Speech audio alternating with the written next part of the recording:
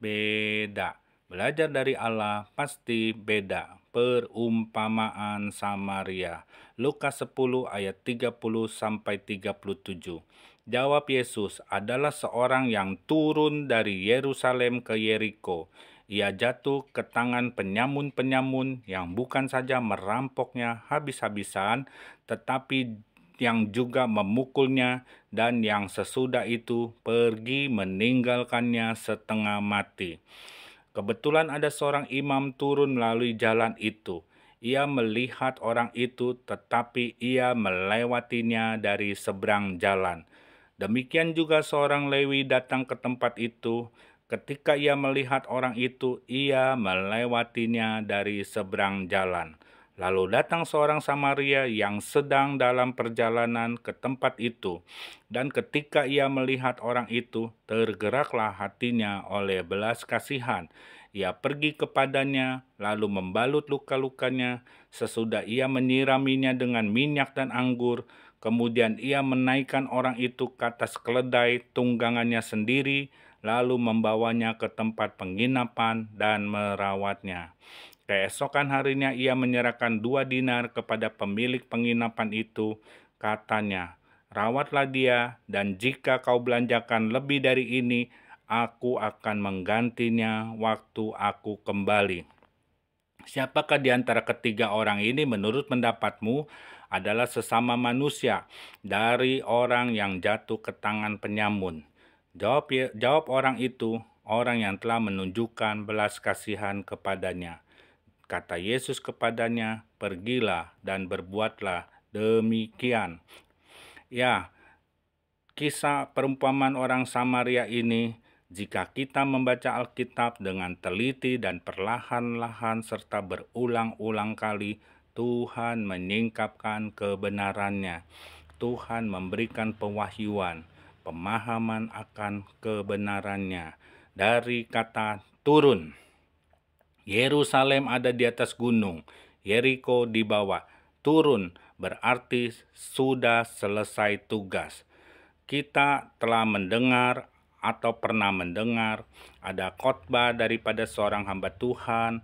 Katanya imam dan Lewi mau bertugas di bait Allah.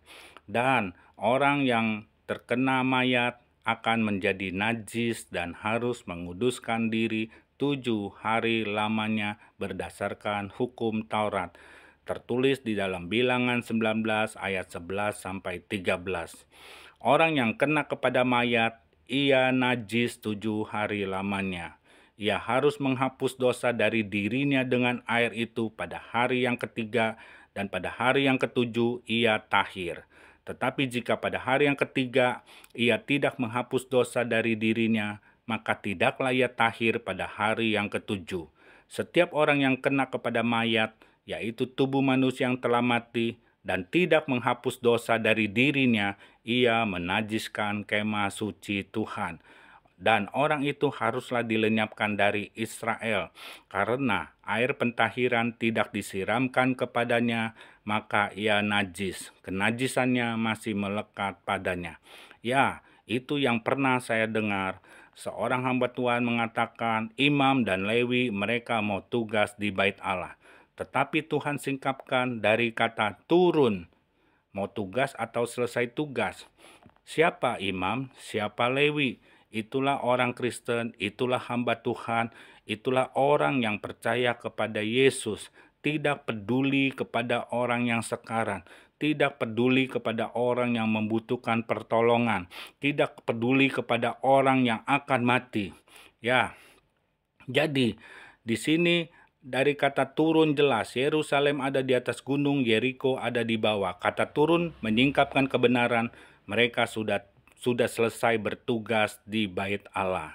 Nah, siapa orang Samaria? Mereka orang Samaria yang seringkali dikatakan kafir, orang-orang yang seringkali dianggap rendah oleh orang-orang Yahudi karena bukan umat Tuhan, tetapi orang Samaria ini punya belas kasihan, mau peduli kepada orang yang dirampok habis-habisan dan yang sedang membutuhkan pertolongan. Biarlah kita menjadi contoh seperti orang Samaria, kita mengikutinya. Bukan seperti imam dan Lewi yang malah menjauh, takut juga kalau dirinya dirampok. Ya, demikianlah apa yang dapat saya sampaikan. Kiranya menjadi berkat. Tuhan memberkati.